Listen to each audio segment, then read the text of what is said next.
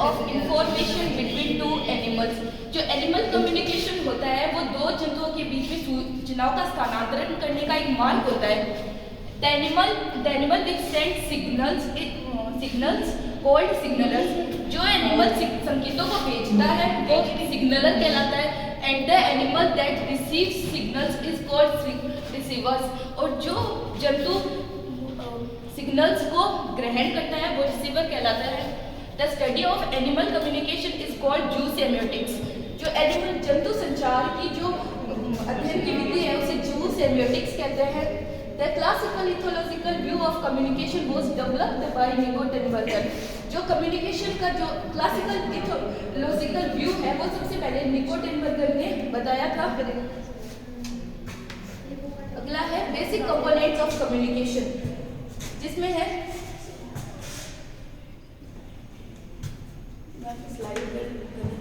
Type, उसके बाद में है टाइप्स ऑफ कम्युनिकेशन, जिसमें फर्स्ट है इंट्रास्पेसिफिक कम्युनिकेशन। इसका मतलब होता है कि जब एक ही जाति के दो जंतुओं के बीच में कम्युनिकेशन होता है तो उसे इंट्रास्पेसिफिक कम्युनिकेशन कहते हैं। इसका एग्जांपल है हनी बी डांस। जो मधुमक्खियां होती है वो अपने ही जाति के सदस्यों के साथ कम्युनिकेशन करने के लिए डांस करती है। तो इंट्रास्पेसिफिक कम्युनिकेशन में हो गया हनी बी डांस। यहाँ हम लोगों ने ये एलिफेंट का इसलिए दिखाया है कि ये एक ही जाति के दो सदस्य हैं। फिर अगला है इंटरस्पेसिफिक कम्युनिकेशन, मतलब अलग अलग जाति के सदस्यों के बीच में जब कम्युनिकेशन होता है तो उसका मतलब होता है इंटरस्पेसिफिक कम्युनिकेशन। इसका एग्जांपल है प्री टू प्रेडेटर, शिकार का शिकारी के लिए, जिसमें वार्निंग कलरेशन इन वॉस्प। वॉस्प है वो अपने शिकारी को डराने के लिए ना कलर चेंज करते हैं ताकि वो अपने आप को बचा सके उनसे, और इससे इनके बीच में कम्युनिकेशन होता है। अगला है प्रेडेटर टू प्रे, मतलब शिकारी का शिकार के लिए, जिसमें एंगलर फिश। जो एंगलर फिश होती है उनके ना सिर्फ एक सीम लाइक स्ट्रक्चर होती है जिससे वो अन्य जंतुओं को पकड़कर खाती है, तो इस प्रकार में कम्युनिकेशन होता है। अगला है human animal communication during domestication of animals. हम लोगों ने नॉर्मली ऐसे देखा है कि जैसे हम कुत्ते पालते हैं तो हमारा और हमारे पालतू कुत्ते के बीच में जो कम्युनिकेशन होता है वो एनिमल कम्युनिकेशन है। जो यहाँ ये दिखा रखा है कि एनिमल है और ये डॉग है जिनके बीच में कम्युनिकेशन होता है। अगला है बेसिक कंपोनेंट्स ऑफ कम्युनिकेशन, जिसमें फर्स्ट है सिग्नलर। सिग्नलर किसे कहते हैं? जो सिग्नल्स को भेजता है वो सिग्नलर होता है। रिसीवर जो सिग्नल्स को ग्रहण करता है वो रिसीवर होता है।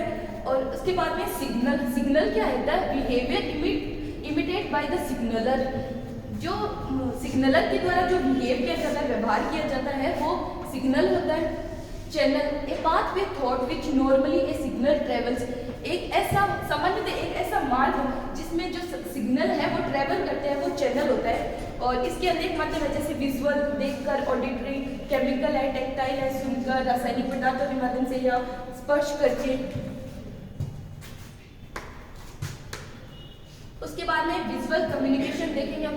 Information transmitted by visual means is called visual communication.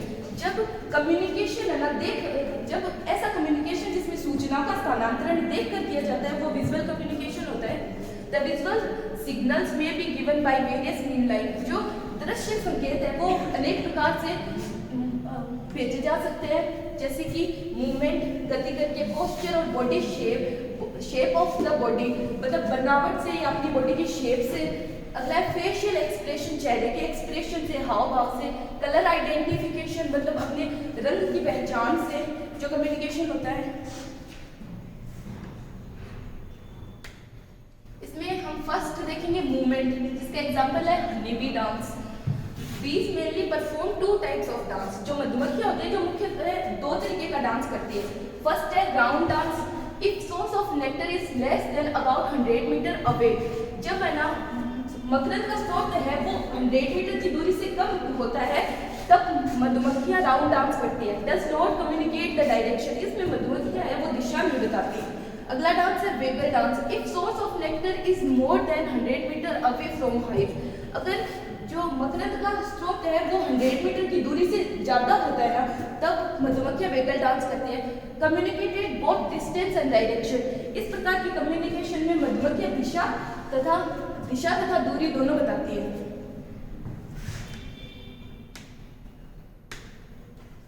बाद में अगला है पोस्चर्स, जिसका एग्जांपल हम लेते हैं डॉग में।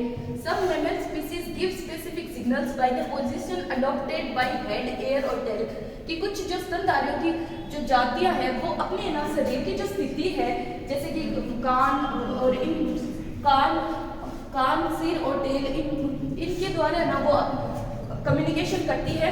फर्स्ट है फ्लैटेन ईयर फियर सस्पेक्शन। इसमें कुत्ते हैं वो ना अपने कान खड़े कर लेते हैं, जिसका मतलब होता है कि वो पूरे बहुत डरे हुए हैं। Fear suspicion. Wagging of tail complete submission. Wagging of tail मतलब वो अपनी पूंछ को हिलाते हैं, उसका मतलब वो अपनी पूंछ को हिलाते हैं, इसका मतलब होता है वो आपको पूर्ण रूप से समर्पित कर रहे हैं। अगला है retraction of lips to display teeth display. इसका मतलब होता है कि कुत्ते जब है ना अपने होठों को पीछे करके दांत बाहर निकालते हैं और उन्हें दिखाते हैं, उसका मतलब होता है कि वो आपको धमका रहे हैं। जैसे कि यहाँ दिखाया गया है, ये कुत्ता है। अलर्ट आइज का मतलब होता है वो इंटरेस्टेड है आप पे। एनेक्सियस का जब वो अपनी ना पूंछ को अपने दोनों पैरों के बीच में रखता है ना, तब उसका मतलब होता है अनेक्सियस मतलब वो ना घबराया हुआ है। नीड स्पेस मतलब वो अपनी आंखें से ना निकाल कर दिखाता है, उसका मतलब होता है उसे स्पेस की जरूरत है। स्टेट इसमें दे रखा है, ये मैम दिखाई नहीं दे रहा। स्टेट जब कुत्तों की ऐसी स्थिति होती है उसका मतलब होता है वो है ना अब तनाव है ना मुक्त होना चाहता है। फिर वो आगे रिलैक्स, जैसे रिलैक्स दिखा रखा है, फ्रेंडली दिखा रखा है, डेटिंग दिखा रखा है, वो खेलना चाहता है। इस प्रकार कुत्ते हैं वो अपनी शरीर की बनावट के द्वारा कम्युनिकेशन करते हैं। अगला है फेशियल एक्सप्रेशन। इसका एग्जांपल हम लोग लेंगे गोरिल्ला का।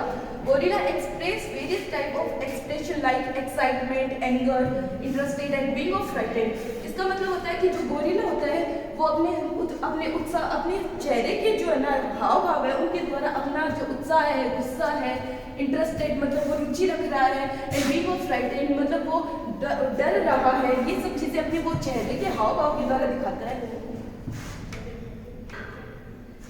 अगला है कलर आइडेंटिफिकेशन, जिसका फर्स्ट एग्जांपल है गिल्ला मॉन्स्टर। गिल्ला मॉन्स्टर है the gila monster bright orange coloured splotches are a warning to predator that is poisonous.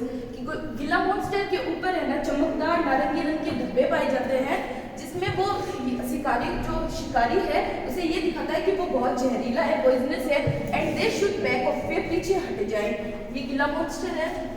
And अगला एग्जांपल है male peacock. Male peacock exhibits a visual display as part of courtship rituals.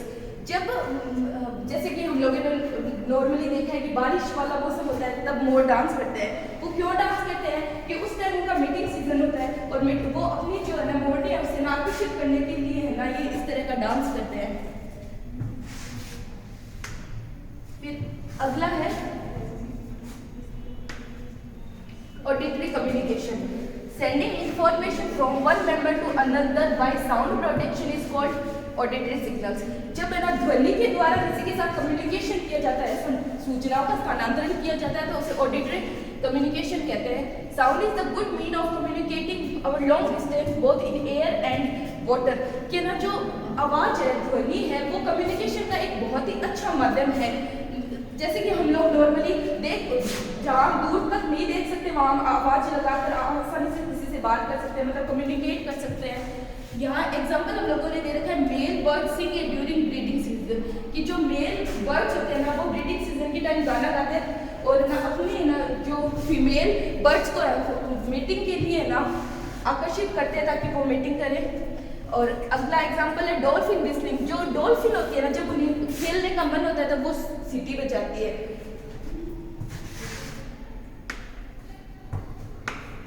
अगला है chemical communication. Molecules used for chemical communication between individual animals are called pheromones. कि ना chemical communication का साइनिक जो संचार है उसके अंदर है ना जिन मॉलिक्यूल्स का ना यूज होता है ना उसे फेरोमोन कहते हैं। Pheromone are involve in male identification, marking territory, alarm spending. कि ना जो फेरोमोन है वो बहुत सारी चीज़ें जिनमें यूजफुल होता है, जैसे कि मेल आइडेंटिफिकेशन में, मेकिंग टेरिटरी अपना एक क्षेत्र बनाने में, अलार्म स्पेंडिंग मतलब एक चेतावनी देने में। अगला है chemical message that pass between animal of the same species. जो केमिकल जो मैसेज है वो सेम स्पीसीज के अलग सदस्यों के बीच में होता है। एग्जाम्पल है, ants lay down an initial trail of pheromones as they return to the nest with food and they protect themselves from enemies. जो चींटियाँ होती है, यहाँ पे तो चींटियाँ दिखाई गई है, हम लोगों ने नॉर्मली देखा है कि चींटियाँ एक लाइन में चलती है। वो क्यों चलती है? क्योंकि वो अपना एक फेरोमोन सिक्रेट करती है ताकि ना वो भोजन तक चली जाए और वापस अपने जहाँ उनका स्थान है वो वहाँ पहुँच सके। Tactile communication. Information transmitted in the form of physical contact is called tactile communication. जब communication है ना physical contact के द्वारा हो या सूचनाओं का आदान प्रदान है वो physical contact से हो तो उसे tactile communication कहते हैं। इसका example है female primates often hold and frequently cuddle their young helps in establish a bond. जो female primates होती हैं जैसे कि ये बंदर दिखा रखा है वो क्या करते हैं अपने बच्चों को पेडल करके रखते हैं ताकि उन्हें ना एक जो है ना मतलब सहायक बल उनसे महसूस हो और उन्हें ऐसे लगे कि वो सुरक्षित है। अगला है termites blind worker totally depend on his phenomena. जो टर्माइट्स के ब्लाइंड वर्कर होते हैं ना उन्हें दिखाई नहीं देता लेकिन वो क्या करते हैं एक दूसरे को पकड़े हुए रखते हैं ताकि वो कहीं दूर जा सके भोजन और उसमें वो पूरे एक दूसरे पर निर्भर रहते हैं। कंक्लूजन, हम लोगों ने ये देखा कि कम्युनिकेशन क्या होता है, कितने प्रकार का होता है, कैसे होता है, लेकिन कम्युनिकेशन जरूरी क्यों है ये हमें जानना है। Animal communication is a remarkable and diverse system कि ना कम्युनिकेशन है ना वो एक चिन्हित रूप से पूरे ना जो वातावरण में फैला हुआ सिस्टम है that animals use to talk to each other, जिसमें एनिमल्स एक दूसरे से बात करने में इसका यूज करते हैं। They have their own unique ways of spending message whether it's thought, sounds, body language, scents or touches or even spatial dance के ना इसमें क्या करते हैं उनका हर जंतु का अपना अलग अलग तरीका होता है कम्युनिकेशन करने का, जैसे कि आवाज़ से, बॉडी लैंग्वेज से, अपने जो भी जैसे कि फेरोमोन्स क्रिएट करके और टच से, फिजिकल टच से और स्पेशल डांस जैसे मधुमक्खियाँ डांस करती हैं। The communication serve important purpose in their life. जो कम्युनिकेशन है वो जंतुओं को एक महत्वपूर्ण जंतुओं के जीने में एक महत्वपूर्ण भूमिका निभाता है। Thank you.